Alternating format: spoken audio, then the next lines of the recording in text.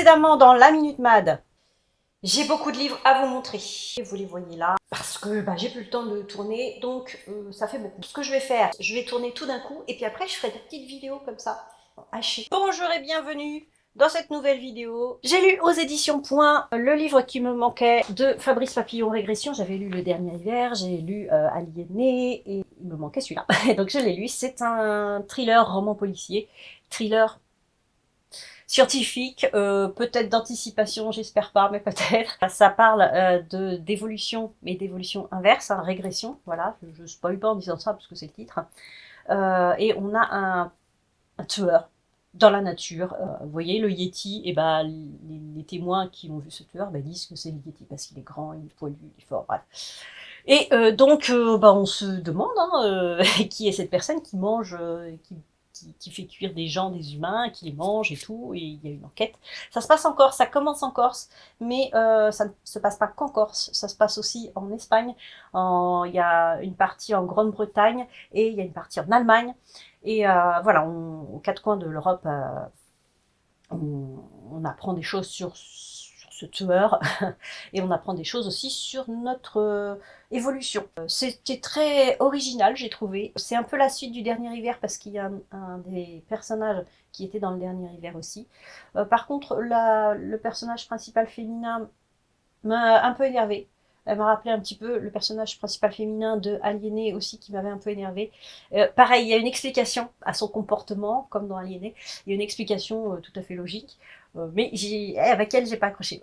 Mais bon, le roman, le thriller en lui-même, j'ai accroché. Donc c'est principal. J'ai beaucoup aimé Ta seule issue de Giles Christian. Je sais pas si on dit comme ça.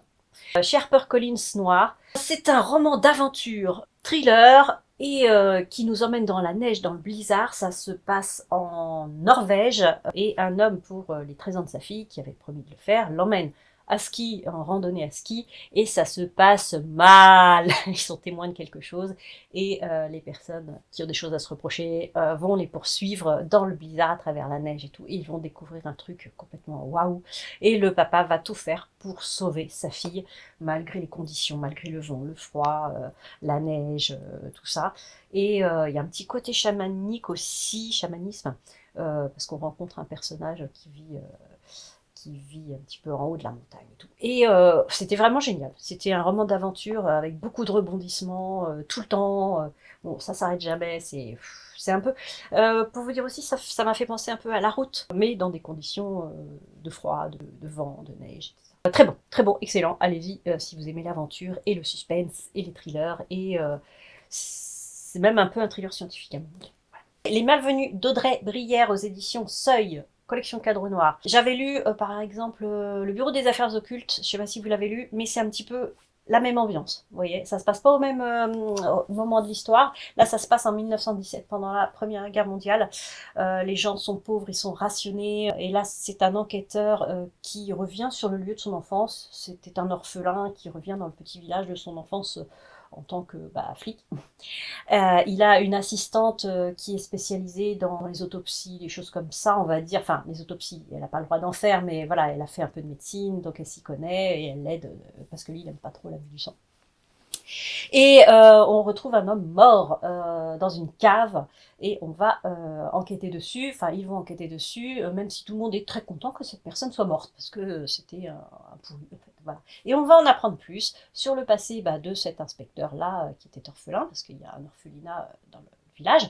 On va en apprendre plus sur son assistante, on va en apprendre plus sur le cadavre, on va en apprendre plus petit à petit sur tous les personnages qui peuvent potentiellement tous avoir tué cet homme, parce que tout le monde le détestait. Voilà. Et l'ambiance très noire, presque gothique, j'ai beaucoup aimé en fait. On a l'impression d'être vraiment absorbé, englobé dans cette atmosphère.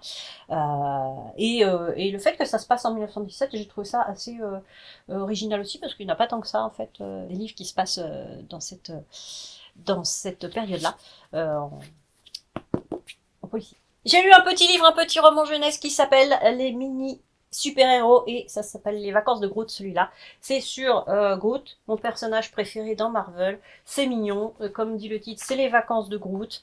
Donc il part avec Raccoon à travers la galaxie et il visite des planètes toutes différentes les unes des autres avec les gardiens de la galaxie. Et si on regarde bien les images, il y a plein de références à Marvel, c'est sympa.